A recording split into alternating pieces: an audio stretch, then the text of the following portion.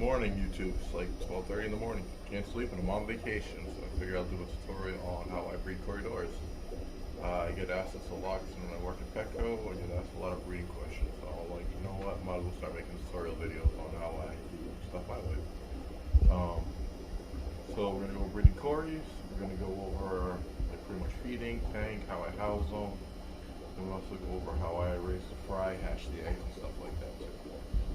So we'll start off by, I guess, going to the tank. I'll show you what we got. First step to breeding Corys is actually having Corys. In this tank here we have Exudii, we got some black Schultzy, we got panda Corys you can see back there, we got a bunch of Sturby Corys in here too, those are the ones with the gold fins. We have peppered Corys in here, and Julie Corys too, or the false Julie, which we like, Triniatus.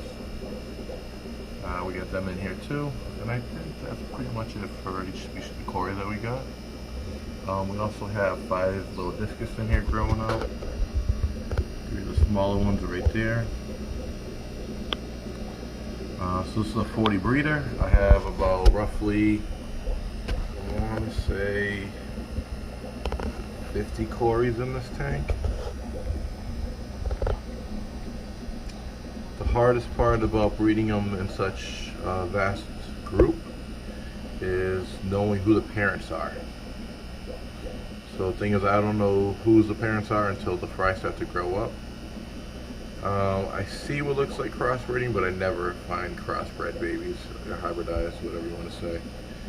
So they pretty much breed pretty true, I've learned. For the most part, I don't think I've ever had a hybrid in here. And if they did, they might have been infertile, because I do get a lot of infertile. I want to say about 50 to 60% of these eggs in this tank do end up being infertile. And I'll show you guys how to spot infertile egg right from the beginning so it doesn't mold up your other eggs. If you wonder what this is baby African cichlid eggs. African cichlid eggs. I stripped the female a little earlier this evening. I like to put them in this tank. It's one of my cleanest tanks because I also run a canister on here. I also run 2 sponge filters. And I also put a sponge over the intake on the canister to prevent any of the food to go in. Because part of breeding Corys is feeding a ton of food, a lot of meat. So I don't want it rotting in the canister, so I put the sponge there. In the canister I also run carbon. There's also carbon and ammonia in here, just because Corys can release a toxin. And where I keep so many in the tank, I don't want them to spike something out. It's not a guarantee that they will release it, but you just never know. So I just like to be on the preventative side with them, and I run the carbon in there. That's what works for me. Do things your way, it might just work just fine. Like I said, we have 2 sponge filters running here, 2 big 40-gallon sponge filters. So it's rated for like 80. And then we also have a spray bar coming off this. I also find with Corys, they love a lot of flow. I found when I had less flow, I wasn't getting much production at all. A lot of flow. So we got the 1 air pump, 2 air pumps, the whole spray bar. On top of it, we also have this thing shooting in more water too. So there's a lot of oxygen being pumped through this tank, reenacting like a nice high oxygenated stream. The way I breed them essentially is I do a large piece of Java moss. As you can see, I have it weighed down with a piece of wood, and then I hold it against the wall. I tend to pull a lot of eggs off the wall, and I also pull a lot of eggs off the Java moss. It can be a little tedious, so you gotta take your time, look at it thoroughly if you want to be more successful. I just pop the infertile eggs right away. I don't even bother pulling them. Also, when I do collect, I use a cup like this over here. So what I end up doing is I scoop the water, get my little cup, put it right over here on my little station. When you do breed Corys, you do have to feed a lot of food. So for food wise, like this will be 1 feeding for these guys. Oops, sorry, it's a little hard to see. In here is, what do we got? 5 things of Tubiflex cubes, 3 Daphnia cubes, and we got probably about 5-6 cubes of brine. So it's quite a lot of food. I found with a lot of meat, more success rates. The less food you put in a tank, the less you're going to have them breed. And also water changes are very important too. I do about 2 to 3 water changes a week on this tank, and I pretty much will have production every day. I'll find a couple of eggs. Some days I'll find bigger clutches of eggs. It just varies, you know, each day. It depends who wants to breed and who's in the mood. As you can see, we got a ton of starbuys right in this corner.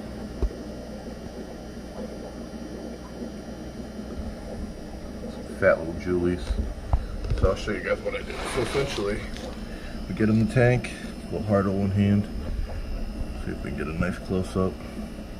I'll pull the driftwood off. I keep this tank right around 78 degrees. I find when it's too warm, Corys don't want to breed. Alright, and then we look back there. A little bit too much stuff coming up.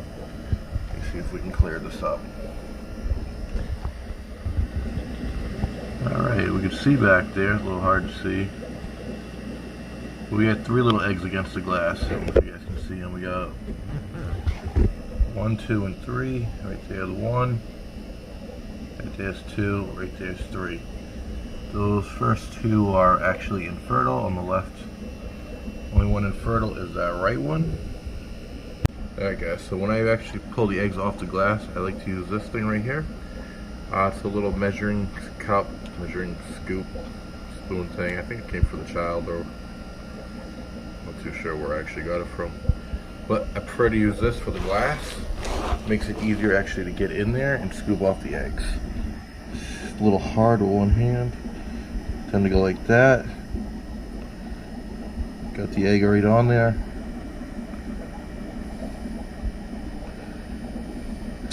And then we can actually scoop these right out so I can show you the difference too. Nope, we lost them. Alright, never mind those ones. We'll pull out some infertile ones. I already saw some on this moss.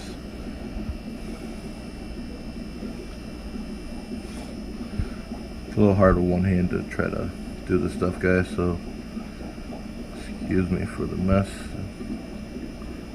Alright, right there, the Cory egg. See if we can get nice up and close on it. Right there.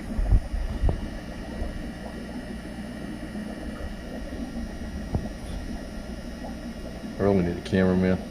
I'm gonna grab it, and pull it out and drop it in the cup. Alright, so now I'm gonna go through, collect all the eggs, and I'll show you guys the eggs after we get them collected.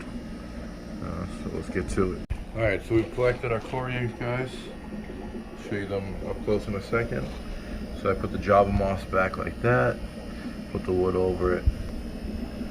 There's all the Corys, all on this side now. There's a lot in here. So next thing I do after I pull my eggs is I like to feed them, because this food tends to go everywhere. So I'm going to drop the food in now.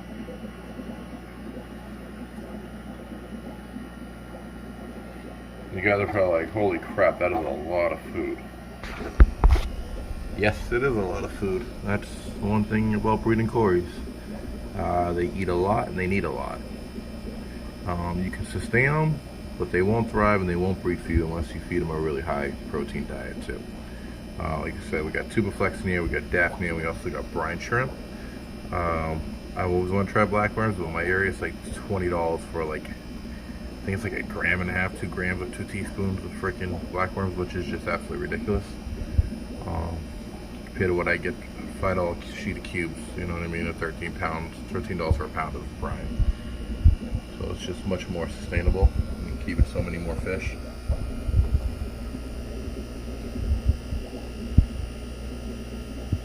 But yeah, they also will breed on the glass too, and I will find like eggshells like that. But the issue when you have so many of like them in here like this is by the time you realize it, you just find the shells, they're already egging the eggs.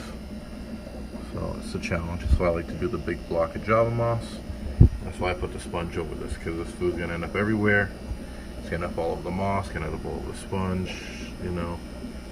So it's best to just keep it nice and clean. That way you haven't changed out your filter and have it rotting and spike your nitrates ridiculously. Alright, so now we'll go to the eggs. Okay, so here are the eggs. Wasn't too bad of a harvest. Looks like we got 1, 2, 3, 4, 5, 6, 7, 8, 9, 10, 11, 12, 13, 14. There's 16 eggs in here. I pulled a couple infertile so I can show you guys the difference. Like this egg right over here. That is infertile. You want to pull that out. Don't put away Cory eggs because it will mold up and it will start to cling to the other eggs and it will rot them. Right over here. No, sorry. I'm going to go a little bit lower. That one right there, that's infertile. That you need to get rid of too. So I've noticed as soon as I lay them and they're infertile, they go white right away. So if they have that little tint to them, as longer it goes on, the more white it gets until the egg fully calcifies the white. When you see them brown like that, like some of these are right here, those eggs are already about a day or two old. So I probably missed some yesterday when I picked my eggs. So they kind of got a day on them. So they should hatch a lot sooner. I find that depending on the Corys, I'm getting 3 days to 5 day hatch rates. It all varies. The way I hatch them, I'm going to show you next. I'm going to shoot up here. I use a breeder box. So I've tried the tumblers. With the tumblers, I try to get the fry out. I kill them and try to get the fry out that way. Or they're just getting too right along, they're not doing well, they end up dying off on me. Or if I transfer them out of the tumbler, they were dying off. Also found putting them on the substrate, I was also getting like fungus on them because the bacteria, the food. So then I always put them in here, then they're hatching out, then I was feeding the other ones, and then they were starting fungus over. So now the best way I find to personally hatch Corys, you can probably see a couple eggs already in here. You can see the little black dots, those are all eggs. Those are from yesterday's pickings. But what I do here is I cut a hole. Let me get that crap out the way. So I cut a hole in the breeder net. So once the eggs hatch out, they can just free swim into the tank. And the reason I like to use this too is when I do feed the tank with the Corys in here, shut that light off. You don't end up with all that food going in there and rotting and suffocating the eggs and growing more mold. So it stays nice and clean in here, and the tank gets kind of dirty and cloudy because I use a lot of fry powder. I do brine shrimp. I hatch out every couple days. And I also use this stuff right here by Ken's High Protein Fry Green Granules, 1.1 millimeter.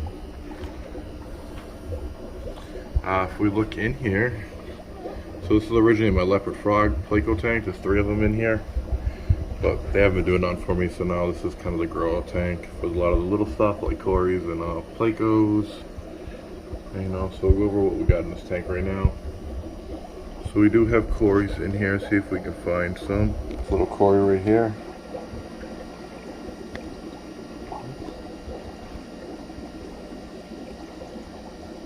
Alright, there he is. You can see that little Cory. Looks like it could possibly be a Julie. That one's probably about ½ an inch right now. We got some that are in here that are a little bit bigger. We also have some that are a little bit smaller. Over here we got a baby Placo clinging on. And some of the fry powder right up here. Another little baby Cory.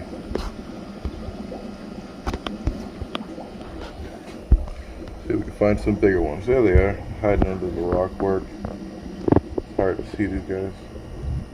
Let me change the light. Alright, there we go. You can kind of see them better now. We got 1, 2, 3, 4, 5, 6. We have a few more over here chilling. Sorry for the quality, guys. I don't want to disrupt them too much.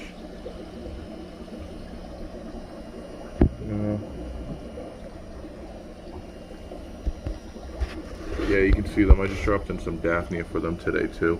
As they get bigger to this size, which these guys are probably a nice ½ inch to like 3/4 of an inch now. You can see them, looks like a young pandas.